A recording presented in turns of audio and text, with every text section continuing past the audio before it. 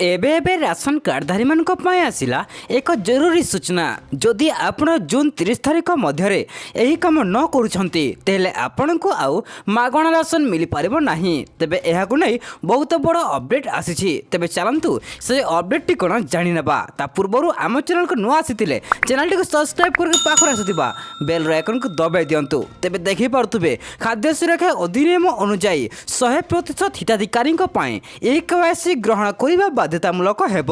सही सदस्यंकर जो माने राशन कार्ड रे KYC करि नाहंती सेमाने भविष्यत रे खाद्य शस्यरु वंचित हेबे। मिलिथिबा सूचना अनुसार वर्तमान पर्यंत केवल 19% हिताधिकारी KYC करिसंती जेतेबेले कि 81% हिताधिकारी ए पर्यंत KYC करि नाहंती। विभाग कड़ा अभिमुख्य ग्रहण करिछि एवं कहिछि जे KYC करिनथिबा हिताधिकारी नाम राशन कार्ड रु हटा जिवो। जिला जोगाण शाखार मिलिथिबा सूचना अनुसार जातीय सुरक्षा आईन NFSA अनुसार राशन कार्ड संख्या 528037 एहा अधीन रे 25,91,447 हिताधिकारी अछंती। एथिरे अंत्योदय अन्न योजना अधीन रे 2,42,425 हिताधिकारी एवं प्राथमिक परिवार PHH अधीन रे 23,52,965 हिताधिकारी अंतर्भुक्त।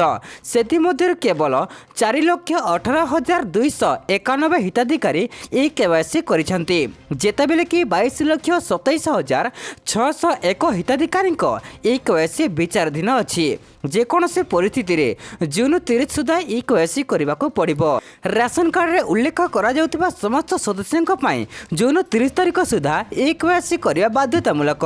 ग्राहक जो माने अवहेला हेतु KYC करि नाहंते सेमाने खाद्य शस्यर लाभरु वंचित होई पारंते। केवल एतिक नुहे सेमानक नाम राशन कार्ड रु कटि जाई पारे। तेबे आपण तुरंत जाई KYC करि नियंतु। ता सहित आम चैनल को सब्सक्राइब करके पाखर आसुथिबा बेल आइकन को दबाइ दियंतु।